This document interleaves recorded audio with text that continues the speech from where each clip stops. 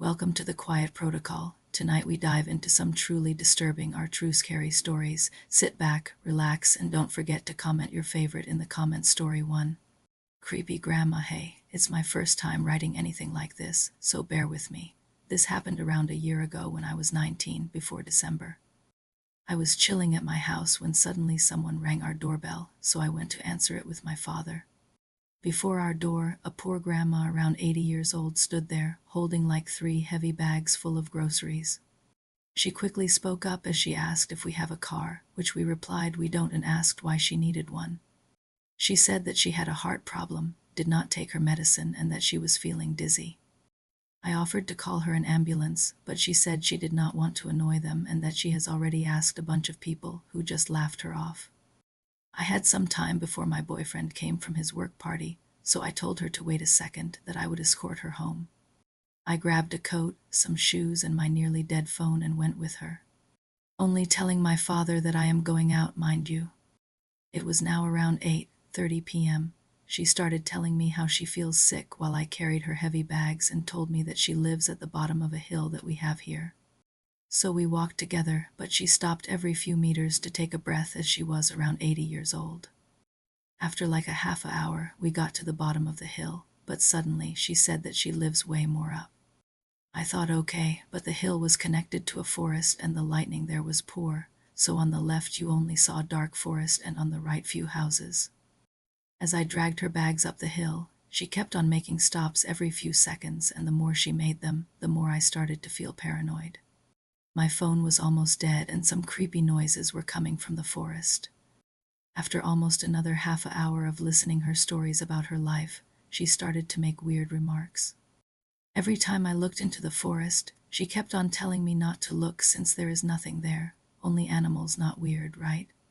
But she kept on saying something about her rich neighbor that wants to murder her and must not see us together or he would shoot us. The more we walked up the hill, the more sick I felt. Then we finally made a turn into a dark alley without no light as she slowly dragged herself against the railing. She forced me to duck my head and even turn off my light, telling me that the neighbor will murder me. The closer we got to her gate, the more ruiny and abandoned it looked. It was around 9:35 p.m. when we got to her gate that she chained up at the bottom. She did not allow me to use my light to release the chain, but I was so stressed out that I just did it my way anyway. The door opened as I peeked into her overgrown garden full of trees, not even seeing a house. It was dark and she told me to go deeper in, but carefully as it had no path and tree branches were in the way. After a few meters, suddenly a large man with unkempt beard and hair came out, greeting us and introducing himself as her son as he started to lay down small candles near the trees to light up our way. I felt like throwing up as I started to fear for my life, feeling like I was walking into some sacrificial ritual. Lol. After the man excused himself to grab more candles, I just made an excuse to the grandma that my mom is calling me and quickly made my way towards the gate as she was telling me something. But I was nearly pooping my pants there, so I just banged the gate behind me and took off running, peeking behind myself every second as I was thinking that the man would be sprinting after me. After getting down the hill and into my house, it was already around 10 p.m. Her house is like 20 minutes walk from my house, but her stops every second made it longer. When I got home, I realized that my father did not bother telling my mother I even went outside. So when I told her what happened, she freaked out as literally no one knew I went out for more than an hour. Not even my boyfriend, other than my father. The grandma was probably mentally ill. But damn, it was so darn creepy. It has been around a year since it happened, but the image of the candles lighting up the overgrown garden and not seeing even a small building creeps me out. My boyfriend keeps on telling me what I did was stupid, and yeah, it was. Creepy moment. Every time I tell it to anyone, they ask me it really did happen as it sounds creepy, haha. Story 2. High school cult high. A 21-year-old girl and my 2 friends of the same age are always hanging out with each other when not busy with work and other responsibilities. We went to the same K-12 school together, met in 6th grade, and have been inseparable ever since. Our school is one gigantic building pretty much in the middle of nowhere. We live in a very rural county, so our towns are bare and there isn't much to see besides farms and drive-through coffee places. During the summer, the school sat basically deserted with nobody coming in and out other than in the mornings once in a blue moon to prepare for the upcoming year in September. I'd see the occasional family set up on the elementary section of the building, taking advantage of the empty playground and letting their children use it while I drove past to get to my job. There'd sometimes be some people also taking advantage of our school's walking and running track, but it wasn't common. Other than that, this place was basically void of any activity. With us being graduated and into our young adult years, we obviously haven't been back to the school for any reason. It was about 10:15-ish at night, and my friends Mason, Emily, and I were all sitting in Mason's car in a mostly empty gas station parking lot while we chowed down on the snacks purchased from there. It's not that important, but all three of us are goth, and it's a reason why we are so close and a reason why we enjoy the creepier things in life. So when Mason suggested we drive around the back roads where all the deserted homes and cemeteries were, Emily and I happily agreed. Her and I loved to point out the beautiful, neglected Victorian homes, and what we'd do with them had we any money. I only bring up that we enjoy the more unsettling things in life, because none of us are super unsettled by peculiar or unexplainable things. Especially Mason. I'd seen that boy watch horror movies without so much as a muscle moving in his face. He was nearly impossible to scare, as was Emily. It'd take more than a jump scare or creak in the floorboards to put them on edge. I myself have a large collection of taxidermy, bones, teeth, creepy dolls, and other creepy weird things of that nature. We spent about half an hour looking at homes and headstones on graves, before finally getting back into the main road and heading back to Emily's apartment where we planned on sleeping over. It was Emily's suggestion that we stop at our old high school and creep around for old time's sake, so we did. Mason pulled into the empty parking lot, and all of us got out and made our way to the high school and middle school section to look around. We all told stories and reminisced about our time there, really emphasizing how much we hated it honestly. Emily and I went to the middle of the building, where the cafeteria for the middle school and high school was, and stared into the giant window. All we saw in the dark were stacked chairs and stables all stored nearly in one corner. The only visible light was coming from appliances and other things left plugged in, along with a few small recessed lights in the ceiling. Mason had gone to the other side of the building to peek into the window of our old homeroom, which we thought nothing of since we live in a safe for the most part area. Amongst all the posters I saw on the walls of the cafeteria about nutrition and other things, something below them suddenly caught my attention. An intense, dark crimson-red color caught my attention in the low light when I realized the cloth was covering a human figure. It was impossible to tell if the person was a man or woman from where we stood, but I knew it was a person. A person wearing a dark red cloak, and they were just standing there, arms sticking straight out at their sides with their head aimed towards the floor. They had a hood over their head, so I saw no face. I was scared shitless, immediately feeling my stomach churn with dread and ease. I shook Emily's shoulder while I whispered to look. She was confused, but went silent as she saw what I had been talking about. "What the fuck is that?" she whispered to me, not taking her eyes off the hooded person. Our horror and curiosity was interrupted and worsened when we suddenly heard Mason yelling for us, and his footsteps fast approaching as he ran along the side of the building to where we were. We couldn't tell what he was saying, but stood up from where we crouched. Suddenly Emily screamed, grabbing my arm so tightly I felt every one of her fingertips pinching my veins. The shriek that came out of her was like nothing I heard before from anyone, just pure fear. She began dragging me away from the window, and it was only when I looked up as I was being pulled away that I realized the hooded person was standing right behind the glass. They had their heads still tilted down, pushed against it, and I still could not see their face. I too began to scream and scramble to get myself upright and running. Like I said, we're all goth and for some reason insist on wearing black dresses that are far too long. So I'm tripping, trying not to stumble over my dress and platform boots while we sprint to Mason's car. Emily is in tears by the time we get in, and Mason peeled out of the parking lot so fast his tires spun and squealed on the pavement. We sped down the empty main road, still freaking out, repeatedly yelling, "What the fuck? What the fuck was that?" And after a few minutes of incoherent rambling, Mason finally gets out what he'd been trying to tell us at the school. He explained he turned on the flashlight on his phone and angled it into the room he was looking into and saw 3 people lined up facing against the wall, also wearing those long hooded red cloaks. I was feeling sick at this point and was honestly worried I was going to throw up. I told them that we needed to call the police to tell them people might have broken in, but they pointed out how what we were doing was sketchy.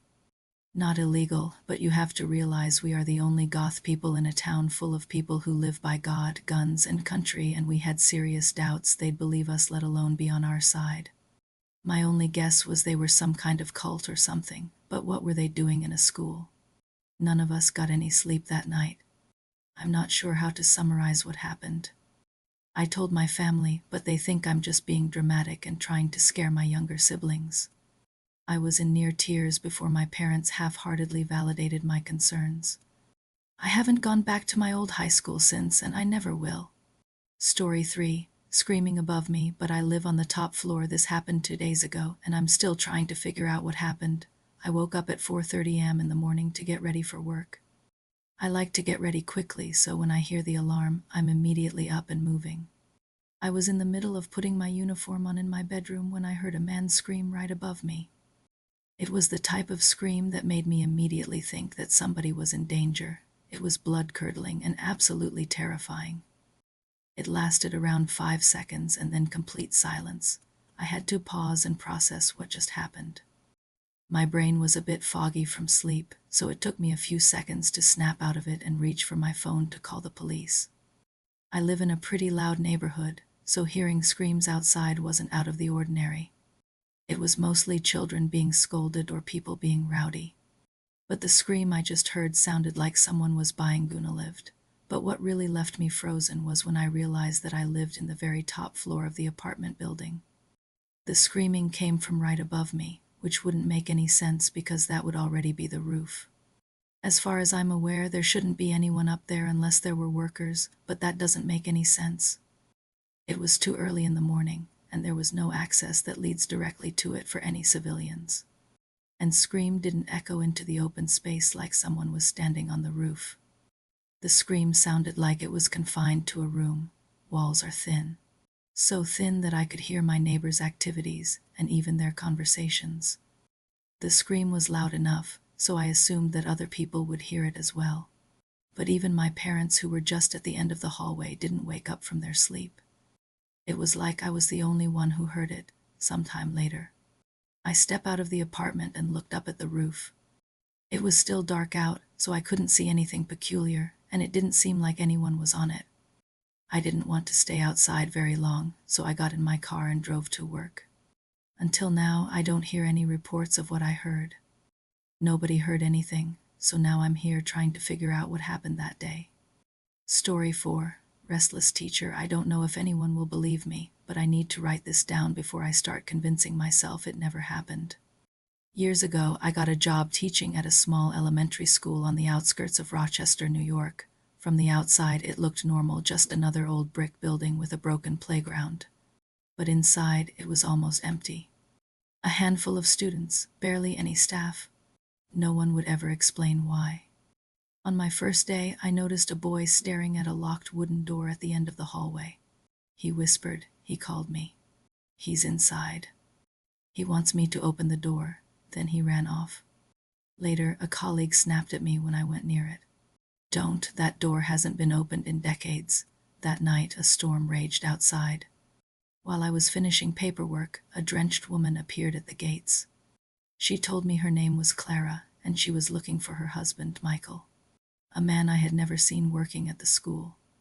When I let her in, she couldn't take her eyes off that same locked door. And then she said something that made my blood run cold. Don't open it. It's not hiding treasure. It's hiding a curse. He's inside. The lights went out. The storm howled.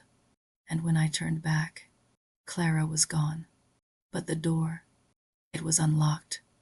Against every instinct, I opened it. Inside, Clara was hanging from the ceiling. But when lightning lit the room, she wasn't hanging anymore. She was standing, pale, hollow-eyed, whispering, "This door was never meant for you." Only Michael could set me free. But he never came back. I slammed the door shut and ran. I never went back to that school. My father later told me a woman named Clara had hanged herself in that very room decades ago, waiting for her husband, a staff member who disappeared. And locals say her spirit still waits, calling to anyone foolish enough to listen. Sometimes late at night, I swear I can still hear her whisper. Story 4. Restless teacher. I don't know if anyone will believe me, but I need to write this down before I start convincing myself it never happened. Years ago, I got a job teaching at a small elementary school on the outskirts of Rochester, New York. From the outside, it looked normal, just another old brick building with a broken playground. But inside, it was almost empty. A handful of students, barely any staff. No one would ever explain why. On my first day, I noticed a boy staring at a locked wooden door at the end of the hallway. He whispered. He called me. He's inside. He wants me to open the door. Then he ran off. Later, a colleague snapped at me when I went near it. Don't, that door hasn't been opened in decades. That night, a storm raged outside. While I was finishing paperwork, a drenched woman appeared at the gates. She told me her name was Clara, and she was looking for her husband, Michael, a man I had never seen working at the school. When I let her in, she couldn't take her eyes off that same locked door. And then she said something that made my blood run cold. Don't open it. It's not hiding treasure. It's hiding a curse. He's inside. The lights went out. The storm howled. And when I turned back, Clara was gone. But the door, it was unlocked. Against every instinct, I opened it. Inside, Clara was hanging from the ceiling. But when lightning lit the room, she wasn't hanging anymore. She was standing, pale, hollow-eyed, whispering, "This door was never meant for you. Only Michael could set me free." But he never came back. I slammed the door shut and ran. I never went back to that school. My father later told me a woman named Clara had hanged herself in that very room decades ago, waiting for her husband, a staff member who disappeared. And locals say her spirit still waits, calling to anyone foolish enough to listen. Sometimes late at night, I swear I can still hear her whisper. Story 4. Numberjacks. Hi, my name is Melody. I am a diagnosed schizophrenic, and it's been that way since the old house. This is a true story. In my old house, it was an old Victorian house we owned. I was around 6 years old when it started. I heard footsteps in my room upstairs, walking in the same pattern, same time, every second, every day. This thing would walk through my room, stop in the middle, then carry on walking to the bathroom and repeat it. That was the first thing that occurred strange to me, but I also heard voices that got louder and louder and louder till I had to cover my ears because it felt like they were going to burst. The plug sockets would look like little mouths, talking and blinking but not saying anything. And I used to see little fairies come out of hatches from my ceiling with little daggers and stab me over and over. But there is one thing that I will never forget, ever heard of the Numberjacks. That awful show for kids that was clearly horrifying. I hated it a lot. So much that it became an extreme fear as a kid. So extreme that I saw the puzzler, I think his name was Clear as Day, in front of my eyes telling me to go to sleep or he'd kill my entire family. It wasn't a dream. It was real. He was there, and even when I closed my eyes and looked back, he was still there. And the purple and black square one, gosh. That one is terrifying. It used to flash in my eyes every now and then, and to this day I remember every single part of what happened, but can never explain why it was so realistic. Now my schiz is fairly simple compared to then. It's still terrifying at times, but it's never been like it was in that old house. Not as vivid there, and I don't know why. That's the end of tonight's collection of true scary stories. If you enjoyed these tales, don't forget to tap that like button. It helps more people discover the Quiet Protocol. And if you'd like more eerie stories and late night chills, make sure you subscribe and hit the bell icon so you'll never miss when a new story drops. I'd love to hear your thoughts or your own encounters, so share them down in the comments. You never know, your story might be featured in a future video. Until next time, stay safe, Stay curious and keep listening to the Quiet Protocol.